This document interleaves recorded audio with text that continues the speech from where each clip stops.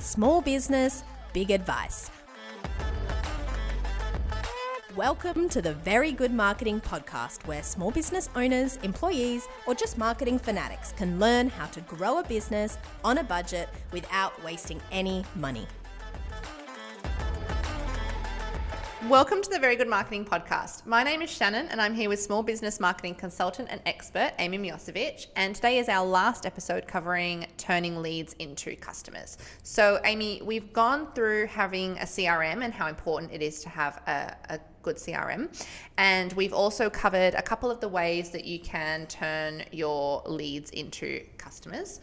So what else is there to cover under this topic? Okay, so there's obviously a lot of different sales techniques that you could employ if you are trying to convert leads into customers. A lot of them are through automation, because there are a lot of businesses out there that are e-commerce businesses, and they don't often conduct this particular part of the process in person. But what I want to talk about today is this process that is involved, whether you are a business to business business, or whether you are a business to consumer business. Any I guess process mapping that involves like a personal interaction. That's the thing I want to talk about today. I want to talk about what that actual process could look like and how you could design it for your business to ensure the most number of leads turn into customers. Cool. So we did talk about some of the techniques last week, but I wanted to give you guys an example this week so we could actually work through what these touch points actually are, so you could build them into your business. And we've shared a lot of stories about companies that do this not so well. Last week we talked about a company who where the founder himself used to do a lot of these sales conversations, and then he passed it off to an estimating team that turned out to be underselling. The way that you can bring an underselling team up to higher performance, and the way that you can actually bring this overseller back down to be in line with the company, is through capturing a process and ensuring they can deliver it the same way every time. So what I want to talk about now is, what is that process and how can you build it for your organization, and how can you start delivering things the same way every time to the best possible outcome. So the example that I want to use to talk about this is a property management company. So the reason I've chosen a property management company is because it is a B2C, so business to consumer business, where the person you are talking to is often the decision maker. The product itself is quite an expensive product. It's delivered in an ongoing capacity. It means that you're kind of at the liberty of your additional staff to deliver the service. So it's very quick. Like, it's a very quick thing to not deliver in the product delivery space, if that makes sense. Yeah. So it's very easy to overpromise and underdeliver.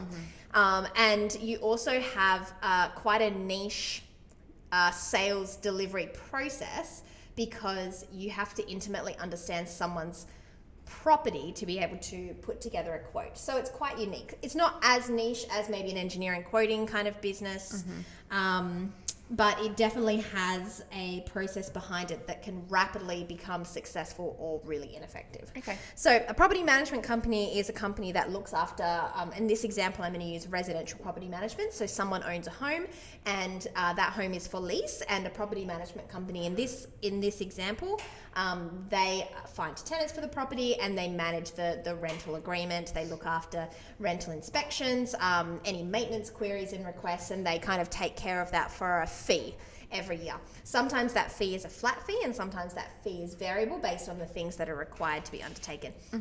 So this property management company that we're talking about, they get a lot of leads through their website. And I think in this particular case, they were running Google ads.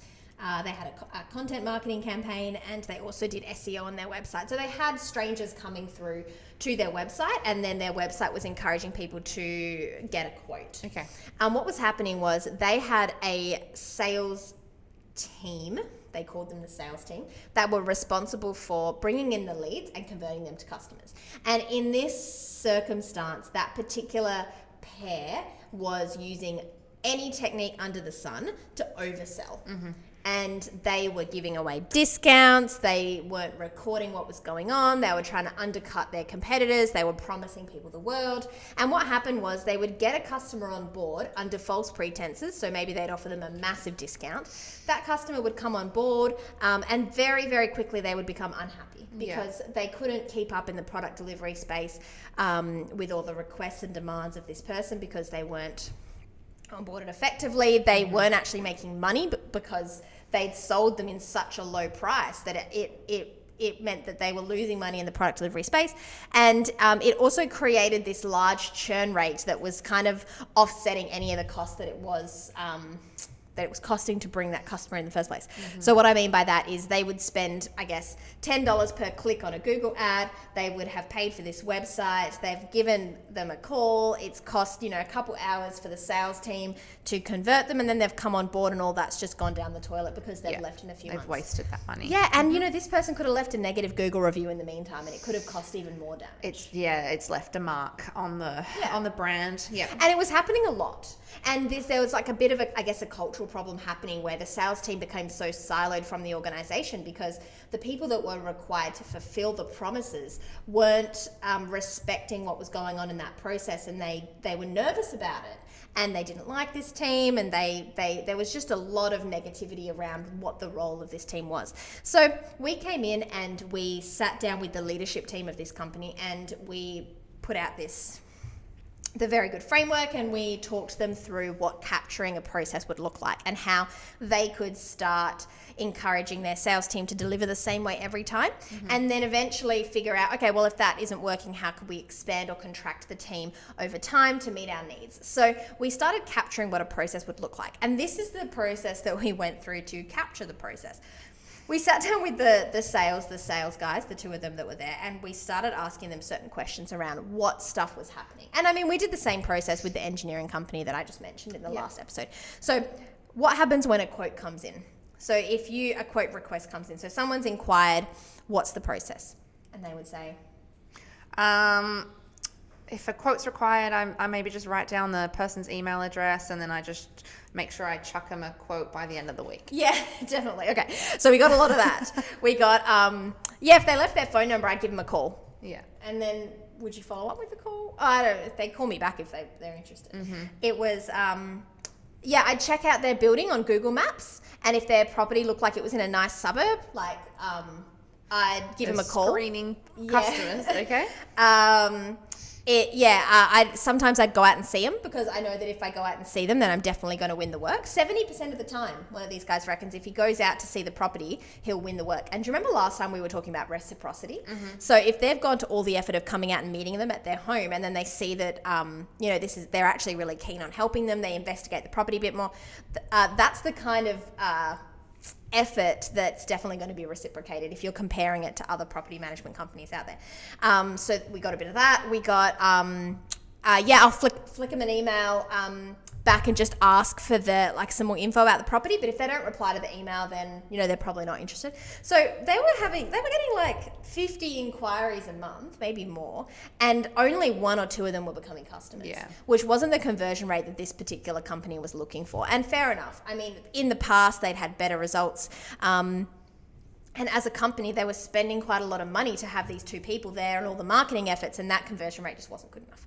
So we started with that, and we said, well, what would be the best possible response you would want if you were out there going and sending an inquiry? So Shannon, you had a property. You were inquiring with a rental property management company about maintaining that property for you and looking after it. What kind of response would you want if you sent an email inquiry?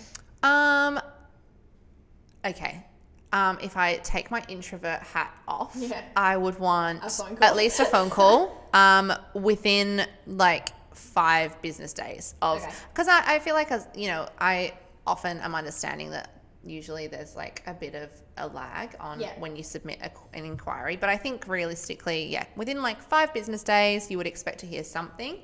And then you would want within that phone call to have a solid idea of what the next steps are with this process. So like, I would want to know if part of their process is to come and view the property and to have a look, then I would want that to be booked in.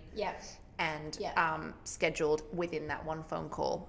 If their process is different, if it's just setting up like a meeting to discuss the property and where it is and all of that sort of stuff, then I would want that to be teed up in that phone call. So I would want that phone call to be quite high value. if I've submitted an inquiry. Yeah, and one of the things, and this is maybe a website thing that we didn't get a chance to talk about, but one of the things that's often very important is alleviating any anxieties around what happens next after someone calls. And in a lot of successful cases, we've actually, above the contact form on a website or above the phone number or whatever it is, we'll make it really clear what happens after you inquire. So for people that are unsure of how long it's going to take or what the next steps are, we've said, if you get in touch via our contact form, we'll give you a call. From there, we'll discuss whether we'd be a good fit and then organise a property inspection. We'll come out to your property within a week from when you've inquired, have a look at the property, send you through our pricing guide, and then hopefully partner with you from there or whatever. So at least you know what the process is going to be like. You know what to expect. Yes. So there's a couple things I want to mention about this very first stage, because it is most businesses will have this inquiry form or phone number on their website, and it's really important to understand what the purpose of it is and what someone is going to expect once they fill it out. If someone's filling out an inquiry form, regardless of the kind of company you are, you will expect an immediate response. And I think that's just because nowadays we are used to that immediacy. And we found this interesting. We've got a client that has a beauty categorized service, and we get Instagram messages from potential clients of theirs asking if appointments are available. And it seems so odd because they have a booking system on their website, but people want this instant response straight away, and they think that they're going to get an instant response if they use social media. Personalized, I think. Like a concierge Instagram messaging is like they'll be surprised to realize it's us over in Perth that are managing the Instagram messages. Like I think social. Yeah. Anyway, that's another story for another day. But people want an instant response. So that's one of the things I definitely think that is important to consider when you are dealing with inquiries. I think as well, and I know I do this, and I know a lot of people that do this. If you're looking for a particular service, you might be submitting a contact us form for multiple different businesses, and the odds are that you're probably going to go with the company that replies to you the first. Yeah, I definitely agree with you. Because it's like, first in best dress. Like that saying is a saying for a reason. And I think it shows proactiveness from the company. It shows that they care about your custom. It's if someone is shopping around, then how long it takes for you to reply is definitely valuable. Number one. Yeah. Look, I tend to agree. And there's this thing, there's an article that I might link to at the bottom of this episode about something called catalytic mechanisms. And it's this idea that if you create like a non-negotiable amongst your staff in your processes, pick a non-negotiable that you know is going to lead to successful outcomes. If this property management company said to their sales reps, every inquiry that you get has to be responded to within an hour, that's the kind of catalytic mechanism or permanent KPI that's actually going to make a pretty big difference in their conversion rate. Because it's something that through experience works really well. You know that it's going to be hard, but if you attach it to KPIs rather than making KPIs the number of conversions, you make it behavioral based or leading indicator based, then you know that it's going to end up with something better. And that's definitely one of the things. The other one that's interesting, so we've got the anxiety alleviators bit above the messages. So we actually had a discussion with this client. We said, well, realistically, how quickly can you get back to someone? And you want to catch people when they're hot anyway. So they said, well, look, if it's between the hours of 8 and 5, we can get back within the hour. Yeah, okay. And I was like, great. Well, if you're happy to commit to that, I'm not writing it if you can't commit to it, because the worst thing you can do is not do it. You don't want to fall short on a promise. Yeah, so that's the number one thing. If you can do it, you pop it there, and then you actually have to follow it through in terms of inquiry time. So that's the second one, is when are you going to get back to them straight away? The third one that's really interesting that we've tried a lot is, how would you like to be contacted? So we've tried a lot with different business websites, and in your circumstance, yes, maybe you wanted to be contacted by email rather than by phone. If you were wanting to call someone on the phone, you probably would have just called their phone number rather than leave an inquiry message. Yeah. So we always have on all of our contact forms, we recommend putting like a radio checkbox or a drop down that says, how would you like us to contact you? And it enables someone to then choose the adventure that they're going to take, rather than you telling them how you're going to contact them. It's giving them the opportunity to do things like specify how they want to be communicated with. And I guess that, sorry to interrupt, but it comes back to that you're not the hero of the story. Yeah, so it's them. again, it's putting their needs above yours, Yep. and what time is convenient for you? How Exactly. would you Yes. rather be You contacted? can Because do I've that as seen well. contact forms that have said like What specify a time Yep. frame for us to contact you, Yep. and it is really handy. And I've also seen the contact forms where you can submit whether you want to be contacted by email, phone, or even text. Yeah, that's and true. That's yeah, good. it's great, especially if if you work full time, or Yes. if you've got other commitments that you might not necessarily be free to have a 20-minute phone call about your property management. Yes. It just means that, again, like, that customer is the hero of their own story. Yeah. They can dictate how Yep. they want this relationship to work. Yep. And they'll feel probably more comfortable with you because of it. Yeah, I agree. 100%. I think it's definitely something a lot of people overlook because they add, and we get it too when we build websites, it's, it needs to have an inquiry form. But the more you think about it, the more effort you put into making that experience work really well, the better your conversions are going to be. Mm-hmm. So that's something that we started talking about with this client. So we've got the anxiety alleviators, we've got the responding straight away, we've got the preference of response, and then in the actual form, one of the we had a few conversations around what I want to know. I don't want to have to ask them where their property is. I don't want to have to ask them, how big it is or when they're planning on renting it out. Is it currently rented? Well, we talked about having certain questions on the contact form that can be filled out. And that kind of creates this, it stops tie kickers is the expression. Like, it stops people coming in and if they're not that interested, then they're probably not going to take the time to answer those questions. And if they are, they're happy to answer them. Yeah. So we added a few. I think we added in your property address. We added in, is your property currently being leased? And then we added in maybe we had check boxes for like what services that you were interested in. Is it property management? Is it inspections? Whatever. And it meant that they already knew a bit about the property. So when they did get on the phone, they could quickly build repertoire with the client. So do you remember we talked about that last week? It was getting on the phone and saying, I'd love you to tell me a bit about your property in,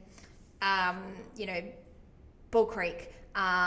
Looks like it's currently being rented. How's everything going with it? Are there any concerns that you've currently got? Like blah, blah, blah, all that kind of stuff. It helps you build rapport rather than going, hi, I'm just calling from XYZ Property Management Company. You left an inquiry on our website? Yeah, it's giving you a bit more context and a bit of a starting point. It's such a hard one as well. And look, it doesn't take an expert to be able to have that kind of conversation. And that's the best bit about creating a process. It's, okay, we've asked those questions. So the next part of this inquiry system is to get in touch. And when you do get in touch, whether that's by email or phone, you can have a template for how that conversation starts, right? And anyone can do it. And it's just a list of questions. Yeah. And it's not like, because they're inquiring about a service, they might want to, they're obviously unhappy with whatever's going on currently, or they've just bought a property. Maybe that was one of the questions we had. If it's not been leased out before, then it's kind of implying that they're brand new to the process, so you can tailor your conversation. So when you are on the phone, they're obviously not happy with their current property management company, so that opens up a series of leading questions. So what do you want, what would great property management look like to you? And then actually listening to them and taking the time to get to know them. That's that first inquiry part. It is a lot harder via email. But at the same time, if someone only can talk via email, so they're at work or whatever it is, then it's figuring out how to ask them those questions and make sure that they keep replying.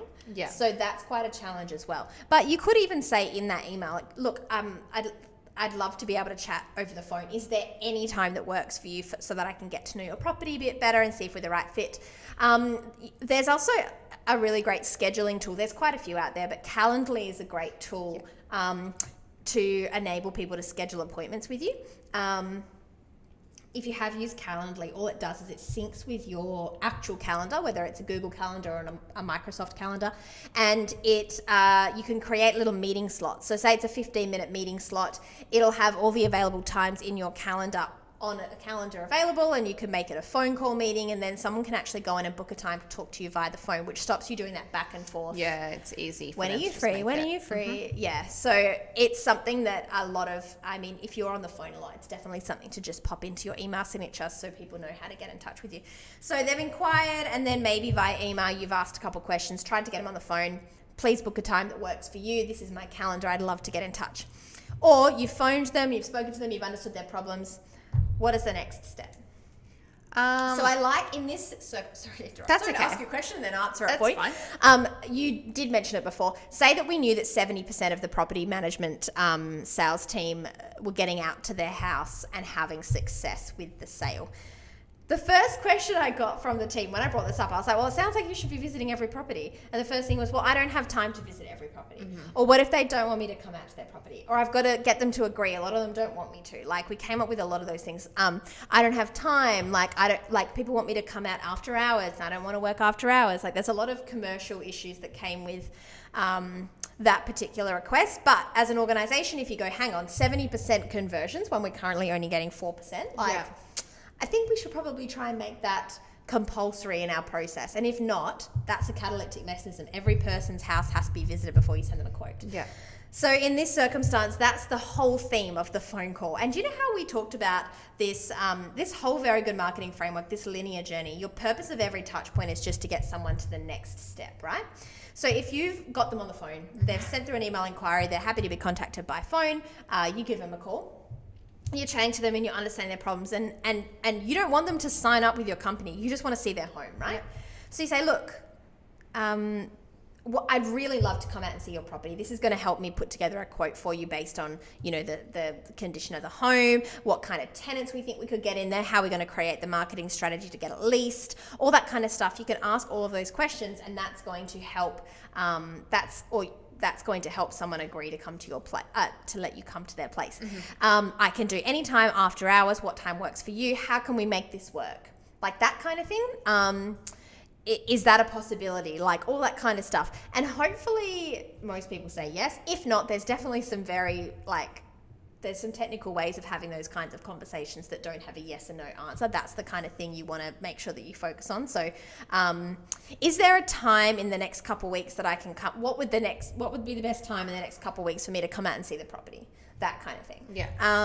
Coax them into it. Yeah. And then making sure that you can do that within a couple of weeks of their inquiry or even a week of their inquiry is really important. So again, when they're kind of hot and when they want to engage your services, the sooner you can do it, the better. So someone said yes to that. The other thing you can do is, I don't know what time just yet. Can I get back to you? Again, well, here's my Calendly booking link. Yeah. If you haven't booked, if you haven't booked it in the next few days, are you okay if I give you a call back? Yeah, that's fine. Call future Amy. She'll deal with it. She'll deal whenever. Yeah. So that's the kind of thing that becomes essential to that particular process. But it might not be the case for everyone. So say that they have gone and visited the property. So we've got those. Now we're on the third process, piece of the puzzle. You've seen the property. The next step is to send through a quote, right? Yeah, I would say so. Cool. Have you been sent a quote before from a company? How do they normally send it, and which ways have you found it to be the best? I've only ever really been quoted via email, and really it's not even been probably a personalized service. I'm talking insurance quotes and things like that. So it's more automated.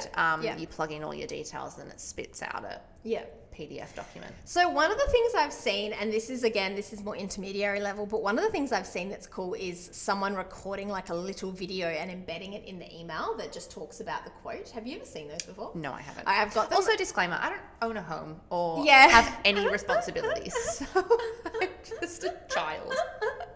I don't spend money. I don't do anything. Okay, so I guess as a consumer and as a business to business, I find works a little bit differently. But as a consumer, I found the quotes I've gotten have either been automated like that, or they've been even just handwritten in the email, just in the email body. Very rarely will I find that I've had a professional quote kind of sent through and then attached to the email. Maybe I've gotten something over the phone from a tradesperson. It depends how expensive your product is, but a really cool way of delivering quotes that I found is, so a little embedded video. I'll have to find the best example of one. And put a link into the podcast description. But it's a little video that's embedded in the email, kind of pixelated because it has to be small. And it's this pixelated guy. Hi, Amy. I've just put together a quote for you for this particular project. As you can see, I've put in all this info based on the info that we've talked about. I took into consideration this and this and this. I've got the best price that we could get. basically everything that seems like he's doing you a favor, right? So he was doing me a favor. He was like, I've spoken to my manager, I've got the best price that I can get for this. Look, I can only guarantee this price is going to be around for the next couple of weeks. So I really need to know whether this is going to suit your budget. If you're happy with it, just flick me an email that says yes, go ahead. And what I'll do is I'll start drawing up the paperwork to try and get everything in order. Looking forward to hearing from you. And I'll give you a call back in the next couple of days if I haven't heard from you. It's actually a really cool technique. So it's a little embedded video. Like I keep saying, I don't know how else to describe it. It's like I'm waiting for a word to come to me that makes it seem more self-explanatory. It sounds like a voicemail. Yeah, it's like a voicemail, but it's a video in an email. one, and it's embedded, so it's not a link. Like, it's not sitting elsewhere. It's not sitting on YouTube or something. Like, it's in the body of the email. So that's really cool, and it helps to kind of add a bit of narrative to sending a quote, which is quite a cold process after you've spent so much time getting to know them. If this isn't right, then give them a call. Hey, I'm just sending through this quote right now. You should have it in your inbox. If you're free, let me walk you through it and tell you a bit about it. Yeah. So that's another opportunity to kind of keep them connected. Once you've sent it through, now what you're doing is you're working on like this it's like a waiting game to work out whether they're going to convert or not. So they've got the quote, they're kind of halfway through your sales process, which seems odd because most people would think the quote is the start, but it's not. You've sent through a lot of work up until that point. So you've sent through the quote, you've sent them all the info. In this instance, the property management company had tiered services. So that's something to consider as well, as there's a lot of, there's quite a sales technique behind giving someone options when it comes to choosing a price. And often what you can do is you can present 3 different prices or 2 different prices, and you can have slightly different services, and you can way overprice one to make the one that you really want them to sign up with the second one. It's quite common. They call it like bookmarking. It's like the one in the middle is the one you want them to pick, and it's this one's too small, this one's too big, this one's just right. The baby bear's bed. It's a bit like that. So that's a technique you can use when presenting a quote or a price as well. So keep that in mind depending on your industry. But sending through the quote and then actually starting a process of following up. So you send them the quote, they still haven't converted, they're still not sure it's right. How often do you follow up with them?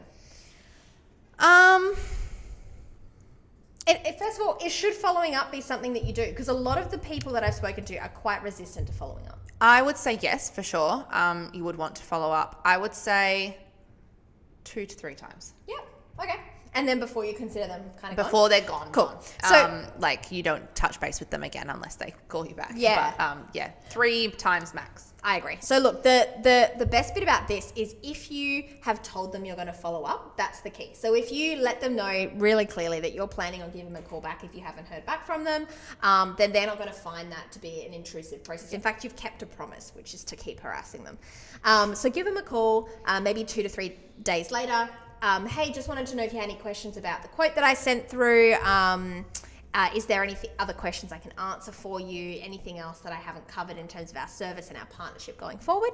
Just haven't had a chance to have a look at it yet, but I will and I'll let you know. Great, cool. So that's the first stage, and that's just a blanket follow-up. The next one that I'd recommend is follow up maybe a week later. And I think it's an email. And what I'd recommend for this kind of process is remembering something that you spoke about, whether that was anecdotally, like personally, or whether that was something to do with them as a client. Yeah. And it's finding something and sending it to them in terms of like that adding value piece. So we did talk about value adding and reciprocity in the last podcast, but if they did have a property in a certain area, and maybe when you were talking to them, you were getting to know them a bit and they were talking about landscaping. Goodness, this comes around, doesn't it? So they were talking a bit about how the property needed some landscaping work. Yeah. So what you might do is you should say, hey Amy, just came across this particular company, been trying to find their name for you for a couple weeks now. They look after properties, gardening in your area. They seem to be quite affordable. Let me know if you want me to get you in touch with them. Here's their website link. Something, because they needed a gardening recommendation and suddenly you've delivered one. So finding opportunities to send someone value after the conversation is actually really cool. Is like dating. Yeah, I know. It's like finding an excuse to message that one person. I know. Basically, yeah, absolutely. That's so funny. Saw this today and thought of you. Yeah, so that's basically what you're trying to do in this stage. But it stops you from being like just following up again, like it's actually a reason for getting in touch. So that's pretty cool. So if you still haven't heard from them, right? So it's been a couple weeks now.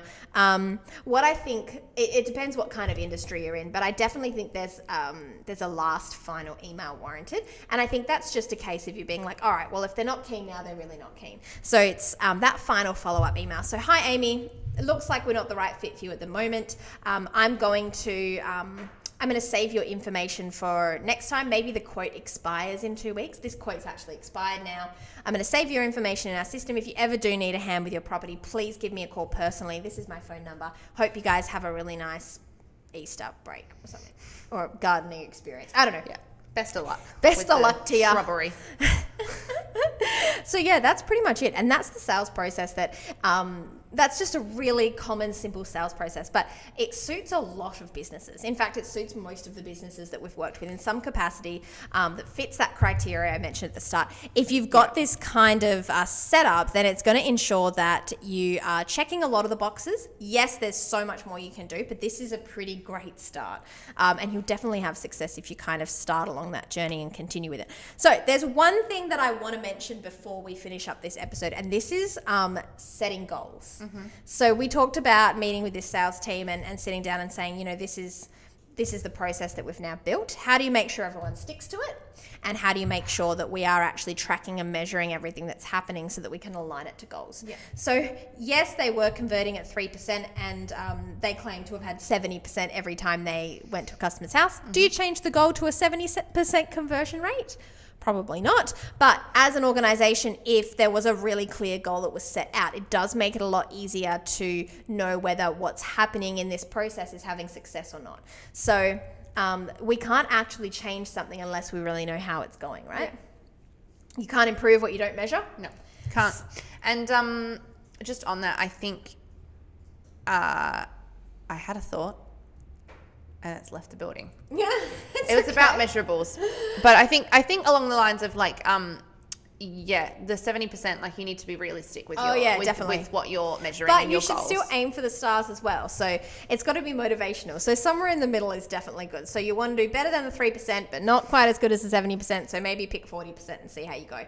And there's this whole piece to it where if you actively set and talk about goals, they kind of manifest themselves. How can you gamify the goals? How can you share them amongst the team? How can you be transparent about them? It's very, very important. There's this whole story in Dale Carnegie's book that talks about the Schwab factory, where the night team started versing the day team in terms of production output. So at the end of the day, the night shift would write in chalk on the floor the number of steel tanks they manufactured. The day team would see that number and then want to beat it, and the night team would want to beat it, and then the day team would want to beat it, and it's just unifying everyone around a common goal. And if you said to the sales team, look, it's a 50% conversion rate we'd like on average over the next 5 months, how can we support each other to do it? How can we support you to do it? What do you want to, what happens once we've reached it? Like that kind of thing is really important. Yeah. So goal setting is a big part of this process too. So that's it. They're all my tips. They're my high level tips for converting leads into customers. What do you think? I think it's crazy how simple everything is when you lay it out, but it's, I guess, if you just ask someone randomly, like, how would you convert your leads into customers? It would probably send them against a brick wall and flabbergast them. Yeah. But when you lay it out, and it's all techniques that we're all familiar with. I think, we all live lives outside of our work life, and we've all gotten a quote for something along the lines of gardening, or, we've all gone through these stages. So I think sometimes it just takes that step back to look at the process and think, okay, I just need to do this and I need to do that. Yeah, and there's so much clickbaity stuff on the internet, and there's so many books written about how to, sell and blah, blah, blah. Most companies don't do even the basics. Mm-hmm. I mean, we heard about Lynn, the skirting board lady. She didn't even reply to my email, and all she had to do was reply and she would have got my work. So I just definitely think that there's so much to be said in having a really simple process, and everything I've mentioned complex creatures. Nah, not at all. All right. Well, on that note, Shannon, I think we're going to cap off the leads to customers section of the podcast, and I'll see you next time when we talk about product delivery and converting customers into fans. Great. Thank you. Amazing. Thank you.